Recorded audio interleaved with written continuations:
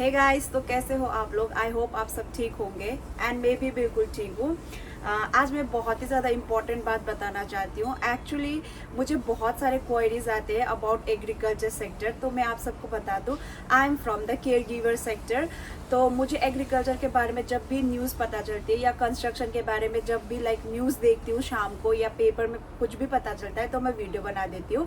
But अभी recently मैं कुछ भी आप लोगों को फॉल्स होप्स नहीं देना चाहती हूँ, क्योंकि अभी रिसेंटली आपने सुना है भी या नहीं, बट ईरान में अभी जो भी एयर स्ट्राइक हुआ था उसका ब्लेम इजराइल के ऊपर आया है। एंड फिर रिसेंटली जो फर्स्ट एड हॉस्पिटैलिटी डिपार्टमेंट में जो रहते हैं हॉस्पिटल में वो उनका भी 6% मर गया है शायद से, तो उसका ब्लेम भी इजराइल के ऊपर आया है। तो उसकी वजह से एयर स्ट्राइक होने के चांसेस बहुत ज़्यादा है, ऐसा न्यूज़ में बताया गया।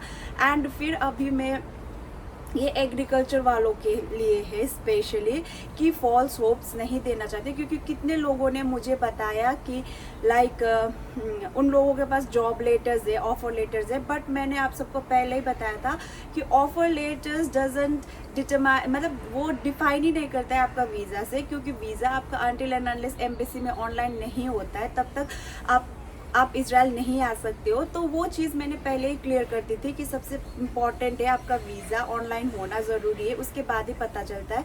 एंड बहुत सारे लोगों ने मुझे एजेंसीज के बारे में भी पूछा था कि उनके जॉब लेटर में एजेंसी का नाम है एंड उसे कैसे वेरीफाई करते हैं। बट मैं बता दूं कि उसे वेरीफाई करने का एक ही ऑप्शन है, वो है ऑनलाइन। तो ऑनलाइन आपका वीज़ा आने के बाद ही वेरीफाई होगा, क्योंकि यहाँ की एजेंसी फ्रॉड तो बिल्कुल नहीं होती है, यहाँ के बहुत जेन्युइन लोग होते हैं। बट इंडिया में पता नहीं कौन क्या कर दे, फ्रॉड कर दे। तो इसलिए मैं बता रही हूँ कि आप ऑफर लेटर से या फिर किसी से भी जज नहीं कर सकते हो, बस एक ही चीज़ से कंफर्मेशन मिल जाती है, वो है वीज़ा ऑनलाइन होना। वो चीज़ मैंने पहले ही बता दी।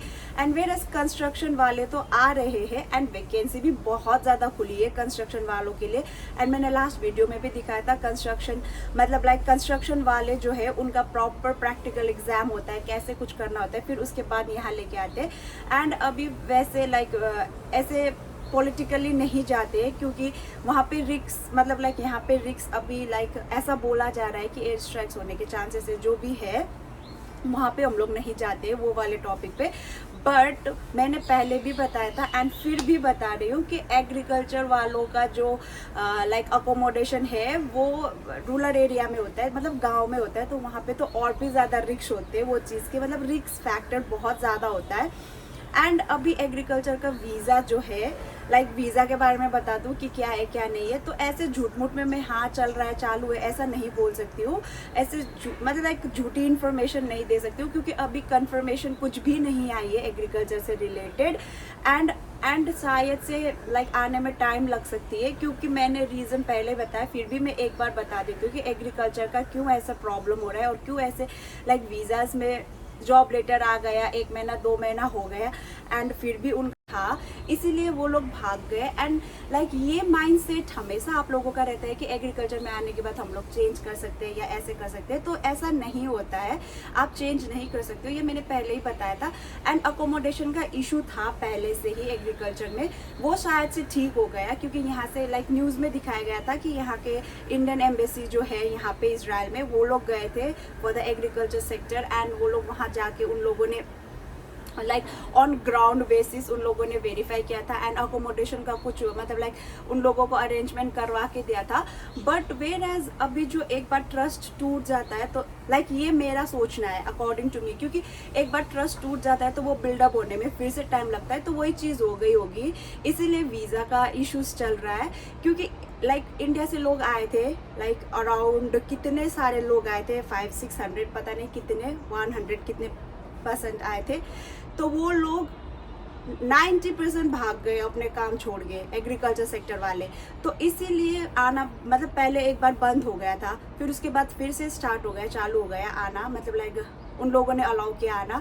तो अभी मुझे बहुत सारे क्वेरीज आते हैं कि मेरा ऑफर लेटर का 3 महीना हो गया, तो मेरा जॉब लेटर आ गया, मेरा ये आ गया, तो उसी चीज़ से रिलेटेड कुछ इश्यूज चल रहे होंगे, इसलिए आपका वीज़ा ऑनलाइन नहीं हो रहा है। This is only the reason, यही रीज़न हो सकता है कि आप लोग यहाँ आने के बाद भाग जाते हो या फिर काम अच्छे से नहीं करते हो, ये सारी रीजंस की वजह से अभी एग्रीकल्चर बंद हो रखा है। एंड कंस्ट्रक्शन का मैंने पहले बता, कंस्ट्रक्शन का तो कोई इशू नहीं है, आते हैं काम करते, कंस्ट्रक्शन के तो भागते भी नहीं है क्योंकि उन लोगों का अकोमोडेशन भी शायद से अच्छा खासा है। एंड फिर एग्रीकल्चर का तो डिफरेंट ही सेक्टर हो जाता है क्योंकि लाइक फील्ड में जाना एंड काम करना एंड फिर वापस आके आपको अकोमोडेशन अच्छी ना मिले तो इसीलिए भाग गए होंगे। उनका भी खुद का अपना रीज़न होगा क्योंकि इंडिया से यहाँ आना फर्स्ट ऑफ ऑल तो ईजी नहीं है। एंड फिर दूसरी बात ये है कि आने के बाद आपको अकोमोडेशन अगर वैसे मिले, एक तो खाने का प्रॉब्लम होता है, ये केयर गिवर में भी होता है, ऐसा नहीं है कि सिर्फ एग्रीकल्चर और कंस्ट्रक्शन वाले को होता है, केयर गिवर में भी होता है कि आपको प्रॉपर खाना एक महीने तो एडजस्ट करने में ही लग जाते हैं। तो एग्रीकल्चर वाले जब आते होंगे, एक तो मेहनत का काम होता है, इतना फील्ड में काम करो, कितना ज़्यादा मेहनत होता है, फिजिकल वर्क होता है, मतलब मोस्टली फिजिकल वर्क होता है। वेरएस केयर गिवर में मेंटली होता है कि आप मेंटली स्टेबल हो, मेंटली उसे हैंडल कर सकते हो एम्प्लॉयर को, तो वो चीज़ें होती है। वेरएस एग्रीकल्चर में क्या होता है कि आप प्रॉपर फिजिकली काम करते हो, फील्ड में सब कुछ फिजिकली करते हो, तो इसीलिए वो दिक्कतें आ सकती है एंड इसीलिए भाग गए होंगे। मैं मतलब उन लोगों को जस्टिफाई नहीं कर रही हूँ कि क्यों भाग गए, ऐसे कर मतलब जस्टिफाई नहीं कर रही हूँ, बट फिर भी ये सारे रीजंस रहे होंगे भागने के, बट उसकी वजह से आप सबको सफ़र करना पड़ रहा है जो भी अभी आना चाहते हैं। क्योंकि उन लोगों को लगता है कि एक इंडियन, अगर एक इंडियन ने कुछ कर दिया तो पूरे Indian like Indians are like this का टैग लग जाता है। इसीलिए क्योंकि एग्रीकल्चर में थाईलैंड वाले भी आते हैं, मैंने पहले ही बताया था क्योंकि मैंने मेरे पिछले वाले काम पे थाईलैंड वाले को देखा था, मतलब बहुत सारे होते हैं थाईलैंड फिलीपीन ये सब के भी आते हैं। तो शायद से ये लोग बाकी कंट्रीज को ज़्यादा प्रीफर कर रहे हैं, मतलब प्रेफरेंस दे रहे हैं इंडिया से ज़्यादा, इसलिए इंडिया का रुका हुआ है अभी, जिसका ऑलरेडी आ चुका है शायद से उन लोगों का तो आएगा ही, क्योंकि मैंने बताया कि यहाँ पे एजेंसी वगैरह तो जेन्युइन होती है। तो जिस भी एजेंसी से आपका ऑफर लेटर आया है वो आपकी हो जाएगी, लेकिन आपको वेट करना पड़ेगा, शायद से पता नहीं कितना वेट करना पड़ेगा, बट वेट करना पड़ेगा क्योंकि ऑफर लेटर डजंट, मैंने बताया वो वीज़ा नहीं है तो वो उससे फ़र्क नहीं पड़ता है। एंड ये सारी चीज़ें हैं, इसकी वजह से शायद एग्रीकल्चर का अभी लेट हो रहा है या फिर बंद हो गया है, ऐसा कुछ चल रहा है। क्योंकि इन लोगों के पास ऑप्शंस तो है, अगर इंडिया से बंद हो गया तो थाईलैंड फिलीपीन बाकी कंट्री के लोग तो आ रहे हैं, क्योंकि थाईलैंड के लोग मोस्ट प्रोबेबली, इंडिया जब स्टार्ट भी नहीं हुआ था, इंडिया के आने स्टार्ट भी नहीं हुए थे, तब से थाईलैंड के लोग आ रहे हैं। एंड थाईलैंड के लोग मतलब वो लोग शायद से हार्ड वर्किंग होते हैं या क्या होते हैं पता नहीं, बट थाईलैंड के लोग बहुत ज़्यादा है एग्रीकल्चर सेक्टर में, मतलब थाईलैंड से बहुत ज़्यादा आते हैं। एंड अभी तो फिलीपीन भी चालू हो गया, तो इसीलिए उन लोगों के पास ज़्यादा ऑप्शन है, इसलिए इंडिया का अभी से मतलब रोक के रखा हुआ है। बट जिसका आया है ऑलरेडी उनका तो होगा शायद से, लाइक मैंने पहले बताया, आया है ऑलरेडी ऑफर लेटर, वो जेन्युइन होता है, इसमें कोई वो नहीं है कि आप चेक कर दो ये कर दो, क्योंकि यहाँ पे तो इतनी सारी एजेंसीज है, मैं कैसे चेक करूँ, जाके तो चेक नहीं कर सकती हूँ क्योंकि मैं हाइफा में रहती हूँ एंड आपकी एजेंसी तेल अवीव वगैरह में होती है, तो चेक नहीं कर सकते ऐसे। वीज़ा आ जाएगा तो एम्बेसी खुद ही इन्फॉर्म कर देगी आपको, एम्बेसी खुद ही इन्फॉर्म कर देगी आपको, ऐसी बात नहीं है।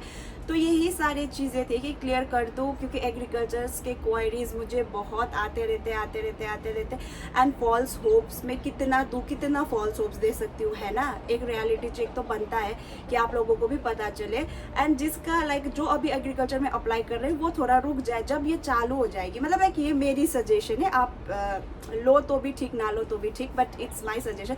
अब ये जो न्यू कमर्स है जो ट्राई करना चाहते हैं एग्रीकल्चर में, वो थोड़ा रुक जाए, जब ये चालू हो जाएगा, जब कंटिन्यूसली इजराइल से मतलब इंडिया से इजराइल आना कंटिन्यू हो जाएगा एग्रीकल्चर वाले का, जिसका अटका हुआ है, जॉब लेटर आ गया और हुआ नहीं है, जब तक वो क्लियर नहीं हो जाता वो जब एक स्लॉट क्लियर हो जाता है ना, तो एक कॉन्फिडेंस आ जाता है कि भाई ये लोग तो चले गए एंड अब हम लोगों की बारी है, तब आप ट्राई करो। अभी लाइक पहले से स्टॉक पड़ा हुआ है, पहले से स्टॉक में मतलब लाइक एप्लीकेंट है एंड फिर आप लोग ट्राई कर रहे हो, तो कुछ वो नहीं होगा। तो इसीलिए पहले जिसका ऑफर लेटर आ गया उनको जाने दो एंड उनका मतलब लाइक क्लियर होने दो जल्दी, फिर उसके बाद आप लोग ट्राई करो। क्योंकि अगर आप भी अटक जाते हो या फिर आपका भी अनफॉर्चुनेटली ऐसा ना हो, बट अगर आपका भी ऑफर लेटर आने के बाद 3 महीना 4 महीना वेट करना पड़े, तो इट्स बेटर कि पैसे ना दे के आप वेट करो। तो यही बोलना चाहती हूँ। तो अभी कर ही क्या सकते हैं, वेट ही कर सकते हैं, शायद से ओपन हो जाए, होपफुली ओपन हो जाए। एंड मे बी यही प्रे करती हूँ कि आप लोग भी जल्दी से इजराइल आ जाओ एंड लाइक जो भी सेक्टर में आ रहे हो, एग्रीकल्चर, कंस्ट्रक्शन, जो भी सेक्टर में आ रहे हो, आओ एंड यहाँ पे अच्छे से काम करो, भागना मत एग्रीकल्चर वाले। एंड कंस्ट्रक्शन का तो वो लोग एकदम चेक करके लेके आते हैं कि भाई तुम काम कर सकते हो या नहीं। एंड प्रैक्टिकल भी आपने देख लिया मेरे लास्ट वीडियो में, कैसे प्रैक्टिकल करवा रहे थे वो लोगों को, ऐसे मतलब लाइक स्ट्रक्चर भी बनाने के लिए बोल रहे थे, पिलर वगैरह का। तो कंस्ट्रक्शन वाले का ऐसा नहीं है, कंस्ट्रक्शन वाले आ भी रहे हैं, मैंने सुना था कि 1-2 लोग तो आ रहे हैं कंस्ट्रक्शन में, क्योंकि कंस्ट्रक्शन का मैंने बताया कि वैकेंसी बहुत ज़्यादा खुली है कंस्ट्रक्शन वालों की, तो वो लोग आ रहे हैं। बट वेयर एज एग्रीकल्चर वाले थोड़ा ध्यान में रखें ये सब बातें। एंड इसी के साथ मैं ये ब्लॉग यही एंड करती हूँ। चलो बाय गाइस, सी यू।